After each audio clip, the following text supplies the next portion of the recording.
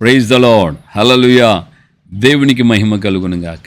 క్రీస్తు యేసునందు నా ప్రియమైన దేవుని బిడ్డలైన మీ అందరికీ ఉదయకాలపు శుభములు తెలియచేస్తున్నాను.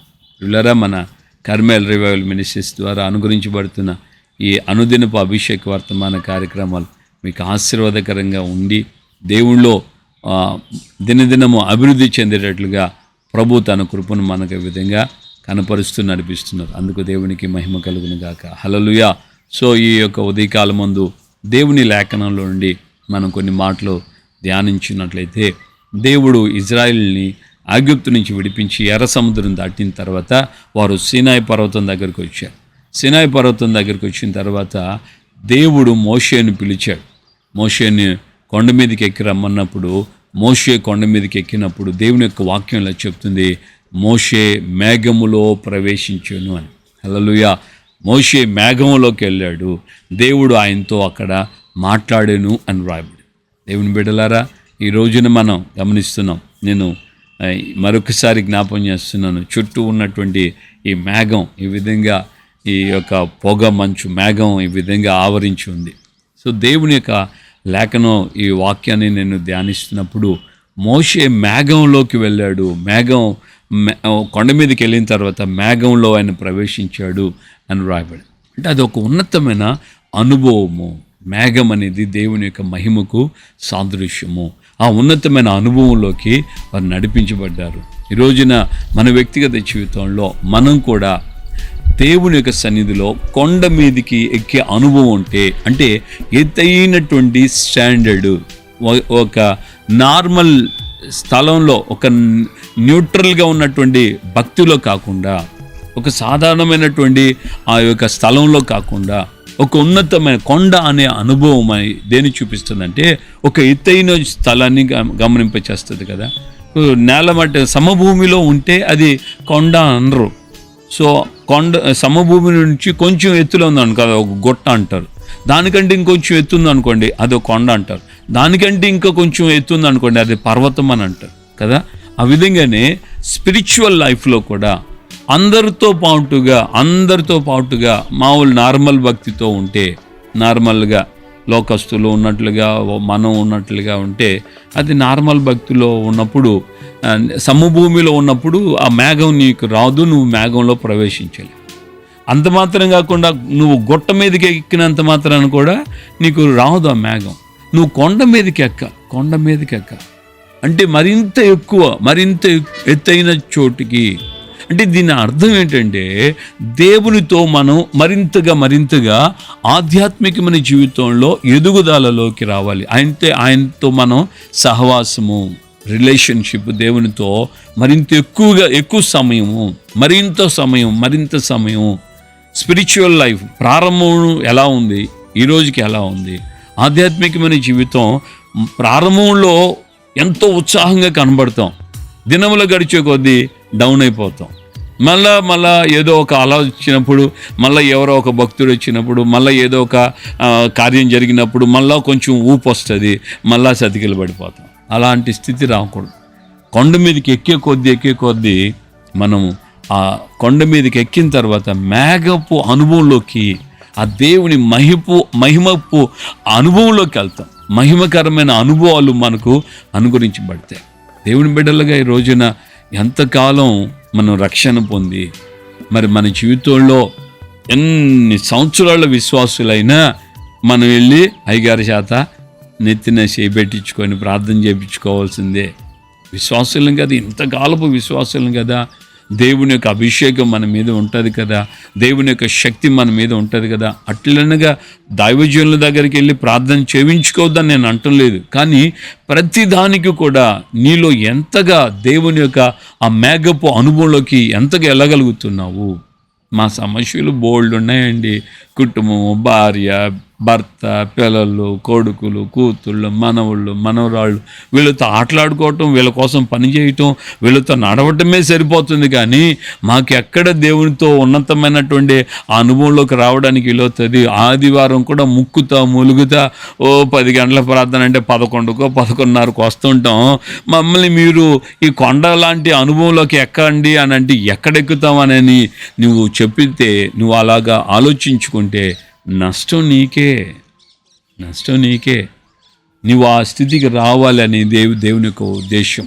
దేవుని వాక్యం ఇలా చెప్తుంది. మార్కు సువార్తలో 3వ అధ్యాయంలో రాయబడింది, ఆయన తనకిష్టమైన వారిని పిలువగా ఆయన వారు ఆయన యొద్దకు వచ్చారు అన్నాడు. ఎక్కడికి పిలిచాడు? ఆయన కొండ మీదకి వచ్చాడని తనకిష్టమైన వారిని పిలువగా ఆయన వారు ఆయన యొద్దకు వచ్చారు అని రాయబడి. ఏమైంది? ఎందుకు అని అంటే, వారు తన యొద్ద ఎల్లప్పుడూ ఉండుటకు. హల్లెలూయా. బేసిక్గా నువ్వు కొండ మీదకి ఎక్కినప్పుడు నువ్వు ఆయనతో ఉండడానికి అనుమతించబడుతున్నావు. ఆయన కోరుకుంటున్నాడు నువ్వు నాతో కూడా ఉండు అని. ఆయన యొక్క ప్రేమ చూడండి, ఆయన ప్రేమ చూడండి. ఆదిలోనే నేల మట్టితో నరుని కలుగు చేసిన తర్వాత ప్రతి చల్లని పూట మానవుని దగ్గరకు వచ్చి మాట్లాడి సంతోషంగా ఆయన సంభాషించి వెళ్ళినట్లుగా మనం చూస్తాం. అలాగే క్రొత్త నిబంధనలో కూడా తనతో ఉండాలని ఆయన కోరుకుంటున్నాడు. ప్రారంభంలో ఆయనకి ఇష్టమైన వారుగా అందరూ ఆయనకి ఇష్టమైన వారే. ఆయనకి ఇష్టమైన వారు అందరినీ రండి నా ప్రజలారా అని అన్నప్పుడు ఎంతమంది వస్తున్నారు? ఆ రోజుల్లో ఇజ్రాయిళ్ళు ఆ యొక్క సినాయి పర్వతం మీదకి వచ్చి దేవుడు తన స్వరం వినిపించినప్పుడు ఏమన్నారు?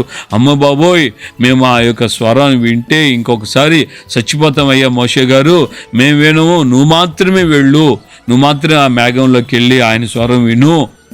ఈ యొక్క రూపం, ఆ గాఢాంధకారం, అగ్నిమయం, ఆ యొక్క స్వరము, అమ్మో, ఆయన యొక్క స్వరం మేము వింటే, ఆయన దర్శనం మాలో ఒకసారి చూస్తే నిశ్చయంగా చచ్చిపోతాం, కాబట్టి మేము వెళ్ళలేం, నువ్వు మాత్రం వెళ్ళని మోషేను వారు ఆ రోజున పంపించారు. నువ్వు మాత్రం వెళ్ళయ్యా అని. కానీ ఈ రోజుల్లో దేవుని యొక్క వాక్యం ఇలాగా చెప్తుంది, అందరినీ ఆయన పిలుస్తున్నాడు. కానీ ఎవరైతే ఆయన స్వరం విని ఆయనకి ఇష్టలై అప్పగించుకొని వస్తారో ఆయన వారు ఆయనతో ఉంటారు. నువ్వు వచ్చినా నిన్ను ఆయన చేర్చుకుంటాడు. స్త్రీ అనో పురుషుడనో చిన్ననో పెద్దనో ఆయన తారతమ్యం చూపించాడు. సేవకుడను విశ్వాసనైన వ్యత్యాసం చూపించాడు. నువ్వు ఆయన యొక్క పిలుపుని బట్టి నువ్వు రావటం ప్రారంభిస్తే నువ్వు ఆయనతో కూడా ఉండటానికి అనుమతిస్తాడు. రెండవదిగా అక్కడ మనం చూస్తాం, దెయ్యముల మీద అధికారాన్ని వెళ్ళగొట్టడానికి అధికారాన్ని ఇచ్చాడట. రోగులను స్వస్థపరచడానికి శక్తినిచ్చాడట. దేవుని బిడ్డలారా, ఈ రోజున నీ వ్యక్తిగత జీవితంలో నువ్వు విశ్వాసమైనా సేవకుడివైనా నువ్వు ఆయనతో గడపటానికి కొండ మీద అనుభవంలోకి, అంటే ఎక్కువ సమయం దేవునితో మనం గడపడానికి అనుమతించబడుతున్నాం. ఆయన కోరుకుంటున్నాడు రమ్మని.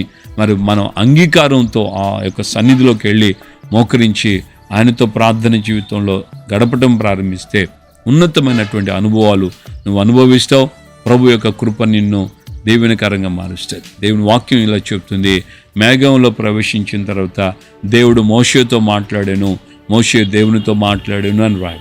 కనుక దేవుడు నిన్ను ఆ స్థితికి తీసుకొచ్చి ఆయన నీవు ఆయనతో మాట్లాడేటువంటి ఉన్నతమైన అనుభవంలోకి ఆయన నిన్ను నడిపించాలని ఆశపడుతున్నాడు. కనుక ప్రార్థన చేసుకుందాం. ప్రభుని అడుగు, నన్ను ఎక్కించయ్యా, ఆ ఎక్కలేనటువంటి ఎత్తైన కొండకి మీదకి నన్ను ఎక్కించండి, ఆ ఉన్నతమైన అనుభవంలోకి నన్ను తీసుకొని రండి అని నువ్వు ప్రార్థన చేస్తే తప్పకుండా దేవునికి సహాయం చేస్తాడు. ప్రార్థన చేసుకుందాం. ప్రేమగల తండ్రి, మీకు వందనాలు. ఈ ఉదయకాలమందు ప్రభువా, మాతో మీరు మాట్లాడిన మీ అమూల్యమైన వాక్కులకై స్తోత్రాలు చెల్లిస్తున్నాను. మహారక్షకుడా, మహాగణుడా, గొప్ప దేవా, ఈ యొక్క ఉదయకాలమందు నాయన మేఘంలో ప్రవేశించినటువంటి మోషేతో మీరు మాట్లాడినట్లుగా ఆ యొక్క కొండ అనుభవంలోకి, కొండ మీదకి ఎక్కిన తర్వాత మేఘంలో ఆయన ప్రవేశించినట్లుగా, ఆయనతో మీతో ఆయన మాట్లాడినట్లుగా దేవా మీ లేఖనాలు తేటగా చెప్పాయి. అలాగే ఈ యొక్క ఆయన క్రొత్త నిబంధనలు ఉన్న మాకు కూడా అదే ఉన్నతమైన అనుభవాల్లోకి మేము నడిపించబడాలని మీ లేఖనాలు మాకు తేటగా విశదీకరించినటువంటి ఈ మాటలు చొప్పున ప్రభా మా జీవితాలు ముందుకు నడిపించబట్టుకు సహాయం చేయండి. కృపతో నింపండి. మేము మీ ముఖదర్శనం చేయడానికి, మీతో కూడా కూర్చోవడానికి మీ శక్తిని, అధికారాన్ని, బలాన్ని మేము పొంది మేము ప్రయోజనకరమైన పాత్రలుగా మీకు మహిమ తెచ్చేటట్లుగా ఉండడానికి మీరు మాకు సహాయం చేయండి. ఈ మాటలు వింటున్నటువంటి ప్రతి ఒక్కొక్కరిని దయతో మీరు జ్ఞాపం చేసుకొని వారందరినీ మీరు ఆస్వాదించి దీవించి బలపరచండి, సహాయం చేయండి. అటువంటి ఉన్నతమైన అనుభవంలోకి మీరు నడిపించి మీ ఘనమైన నామమును మహిమ తెచ్చుకోమని యేసయ్య పరిశుద్ధ నామములో ప్రార్థన చేసి పొంది ఉన్నాము తండ్రి, ఆమేన్. మన ప్రభు అయిన యేసుక్రీస్తు కృపయు, తండ్రి అయిన దేవుని ప్రేమ, పరిశుద్ధాత్మిక అన్యోన్య సహవాసం, సమాధానం ఇప్పుడు ఎల్లప్పుడు సకల పరిశుద్ధులకి మనకును ప్రభు అక్కడ పర్యంతం కృపతోడే ఉండి నడిపించును గాక. ఆమేన్, ఆమేన్, ఆమేన్. హల్లెలూయా. ప్రభుపేట అందరికీ వందనాలు. నిజంగా ఈ మేఘపు అనుభవంలోకి మనం నడిపించబడదాం. తప్పకుండా దేవుని కృప మనల్ని దీవెనకరంగా, ఆయన స్వరం వినేటట్లుగా మన స్వరం ఆయన వినేటట్లుగా మనం ఆయనతో ఒక ఐక్యత బంధాన్ని కలిగి ఉండేటట్లుగా ప్రభు మనల్ని నడిపిస్తాడు. Praise the Lord. హల్లెలూయా. ప్రభు యొక్క కృప చేత దీవించబడిన నీవు అనేకులకి షేర్ చేయాలని ప్రేమతో కోరుకుంటున్నాను. అనేకులకి పంపించండి. వాక్యాలు వారు విని బలపడతారు. ఆయన యొక్క రాత్రి రాజ్యానికి సిద్ధపడతారు. ప్రభు మనల్ని